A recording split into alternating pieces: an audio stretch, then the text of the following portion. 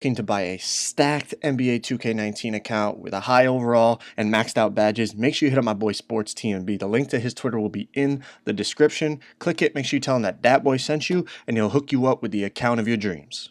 What it do, what it does, YouTube? Dat boy back with another video. Now today we're talking about a topic that is basically relevant to every 2K, all right? And I talk about it every year, and people don't want to listen to me, but I'm gonna give you my opinion on it. All I ask is please drop a like on the video and also leave your opinion in the comments because it's probably going to be different than mine. But anyways, when 2K first comes out, any 2K, I always talk about how having an inside center is a good thing and it's a great bailout because people don't know how to shoot yet on the game. They don't know what's a good shot, what's a bad shot, how the shot contest system is, all that stuff, right? So having an inside center is great to bail you out with offensive rebounds and things like that. But after a month or maybe even a couple weeks, you have to have 3 archetypes on the court. This is talking about 3-on-3 park, by the way. You have to have 3 archetypes that can at least shoot the 3 ball consistently. They don't have to be pure sharps, but they gotta be able to shoot the 3 ball consistently. And it basically comes down to the center. Usually the first 2 positions can shoot, you know, even like my shot creating slasher, he can shoot 3s. But the center position is the one that matters. So you see here, we're playing against sweats, elite 3s, 90 win percent park players. This is in the Top Dog event from a few weeks ago. I saved this gameplay just for this specific reason. And you see they have a pure glass cleaner, and obviously I'm playing the 3 for our team as a pure stretch. And you're going to see how much easier it is for us to defend them than it is for them to defend us, man. Having 3 shooters makes people, first of all, it causes a lot more confusion. They have to switch a lot more. And on top of it all, their defense has to extend all the way out, as opposed to ours where we know the glass cleaner. Okay, yeah, sure, there's going to be some glass cleaner in the comments talking about how he shoots limitless 3s, and that's great. He shoots 22% from 3. That's great. But you know, people say like, oh, my inside center could shoot consistent 3s. Well, not really. I mean, like, I've seen post scorers that shoot like 50-something%, which isn't bad, but you got to realize you're making half, you're missing half. That's not great. You got to be shooting like 60 to 70-something% to be, in my opinion, saying a consistent 3-point shooter. But you see, with their glass cleaner, we don't really have to guard the 3-point line like they have to.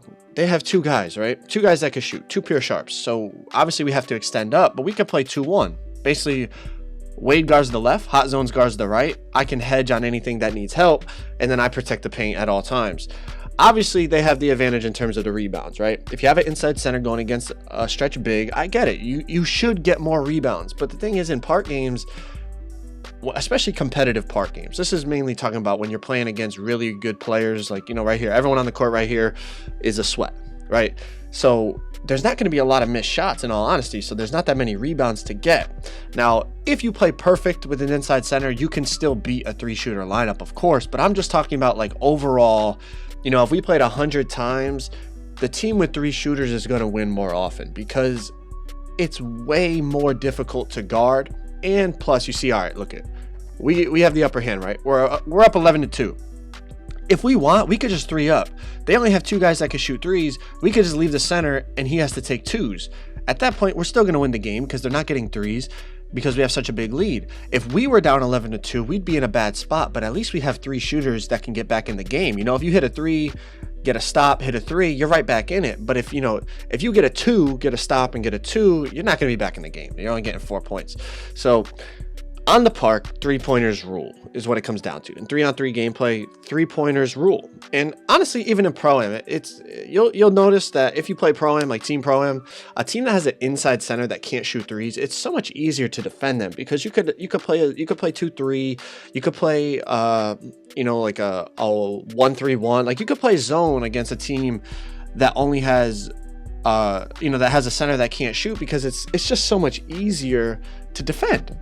Now, you could play zone against shooters, but obviously it's going to be a lot more communication because everyone has to step out to the 3-point line as opposed to like here, they only have 2 shooters. I can sit in the paint basically. Now he gets not an off ball, but he does the little AA off ball to get open for a 3 there. But essentially, if they're going to run pick and roll or they're going to run a wrap or whatever they're going to try to run, we could just play 2-1 on it. My guards play sides. I can guard the paint, and it's easy as that. Now here, I'm going to come off this. I'm going to hit Wade on the inside. This dude does a good job to recover, get back in between him and the basket, and he forces a missed layup.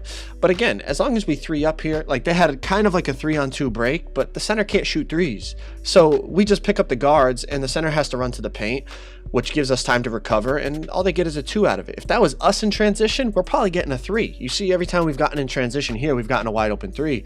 They get in transition, we only have to pick up on the 2 shooters, because we know that the glass cleaner, by the time he gets up the court, first of all, he's not going to be able to shoot a 3. And, you know, by the time he gets up the court, we'll be able to get back on him and recover all the way to the paint. He can't stop at the 3 line to shoot. Now, right there, you see, like, my guy I've gotten a couple inside buckets this game. That's another thing about having a center build that can shoot. Like, anyone can score inside wide open. Like, anyone can make an open layup, anybody can make an open dunk. So obviously, yeah, my stretch isn't going to be in the paint, like posting up, bodying people like the glass cleaner might, but at the end of the day, they have to respect my 3-ball, which opens up cuts, which opens up like the pick and roll for me to slip into the paint. And I'm still gonna be able to get those inside buckets if we need them, you know. So that's something else that, like, your shooting build has the advantage over these inside builds. Now, like I said, just because you run an inside build, I'm not saying you can't win. Like, of course you can win. You can win on any build, man. Like, last year I played on a 5-7 guard and I won a lot of games, but you can win on any build. But I'm just talking about, like, when you're talking about competitive situations against good players, in my opinion, the best lineup is to have 3 shooters. It's just way more difficult to guard. But like I said, let me know down in the comments what you guys think. Would you rather have an inside center to bail you out with rebounds? Would you rather have 3 shooters because it makes it much more difficult for the other team to defend? Let me know what you guys think in the comments. I want to know your opinion. My opinion is the 3-shooter lineup on the park is the best lineup to run. Now, that doesn't mean you have to be a pure stretch at the 3. You know, you could be a sharpshooting rebounder or a sharpshooting post scorer, or hell, you could be a shot creating post scorer or anything like that. You just got to be able to shoot the 3-ball consistently. I'm not talking about you can make, you know, 1 out of 3. Like, no, you got to be able to shoot consistent 3s, so the defense has to respect it, makes them extend, which opens up much more opportunities for everybody on your team. But I've talked enough. Make sure you guys leave a like, make sure you comment down below. I'm out.